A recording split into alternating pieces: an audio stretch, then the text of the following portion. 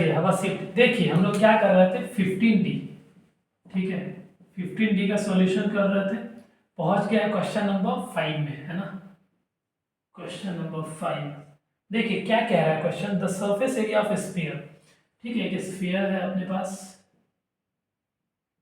और इस स्फीयर का सरफेस एरिया दिया हुआ। सरफेस, क्योंकि स्फीयर के पास एक ही सरफेस होता है तो इसके पास या तो कह लीजिए टोटल सरफेस एरिया या कर्व सरफेस एरिया। ठीक है, दोनों आइटम सेम है और इसकी वैल्यू दी हुई है कितनी, सरफेस एरिया दिया हुआ है 576 पाई, ठीक है। और ये ब्रैकेट में है सीएम का स्क्वायर, क्योंकि एरिया है तो यूनिट का स्क्वायर ही होगा, ठीक है। आपसे पूछा क्या है, आपसे पूछ दिया गया वॉल्यूम, इसकी वॉल्यूम बतानी है आपको, ठीक है। देखिए यहां से हम आर की वैल्यू पहले निकालेंगे, तो टोटल सरफेस एरिया का जो फॉर्मूला अपने पास बन रहा है वो जो बन रहा है 4 पाई आर का जो है ना स्क्वायर है, ठीक है। और जो भी यूनिट होगा उस यूनिट का स्क्वायर हो जाएगा भैया, सोचो। तो अपने पास जो है 4 पाई और आर का स्क्वायर जो है यही तो दिया हुआ है, कितना 576 पाई, यही तो वैल्यू दी हुई है। देखो आप पाई से पाई खत्म कर सकते हो, कोई इशू नहीं है, ठीक है, क्लियर है। अदरवाइज पाई के टर्म में भी पहले खत्म कर सकते हैं, कोई इशू नहीं है, ठीक है। आर स्क्वायर इधर इंटू में है तो इधर डिवाइड हो जाएगा 576/4, आर स्क्वायर की वैल्यू आ जाएगी, 4 से कट करिए 1 टाइम, 4 चौके 16, 1 4 से 16, ये जो आर की वैल्यू आएगी ये 12 सेंटीमीटर आएगी, ठीक है। 12 का स्क्वायर ही होता है 144, पता ही है।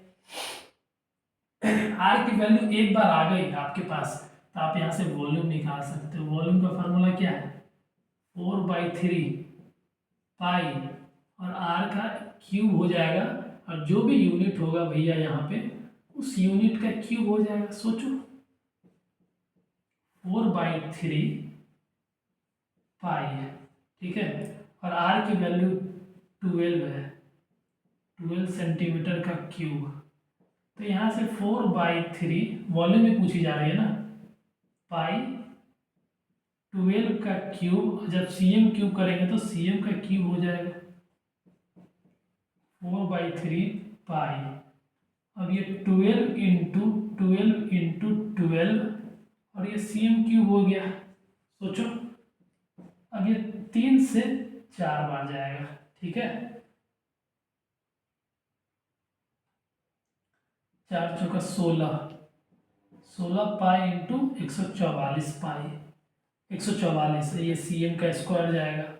अब देखो आप मल्टीप्लाई करो, 144 को 16 से करो, 24 24 26 2 8, 4 4 1 4 10 12 13 23, यहाँ पे जो आएगा 2304 और ये पाई का वैल्यू पाई हो जाएगा और ये सीएम स्क्वायर, ठीक है।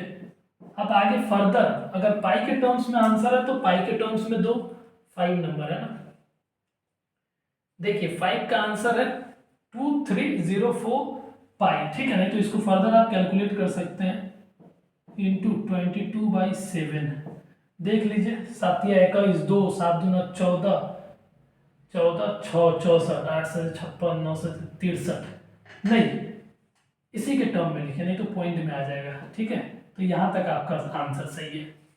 This is all about this questions, ठीक है। कैलकुलेशन पार्ट ये बहुत इजी है, अगर आप कॉन्सेप्ट क्लियर है आपका, है ना। 5 नंबर डन। अगर आप कॉन्सेप्ट के बेसिस पे आगे प्रोसीड करेंगे कि पहले क्या क्या दिया हुआ, what is being given to you and what is being asked, और जो पूछा जा रहा है फिर कॉन्सेप्ट आप यूज करेंगे, ऐसे तो प्रोसीड करना है ना। चलिए this is all about this question number 5। मिलते हैं नेक्स्ट क्लास में, तब तक के लिए आप अपना ध्यान रखिए, अच्छा खाना खाएं, always keep your mother happy. जय हिंद।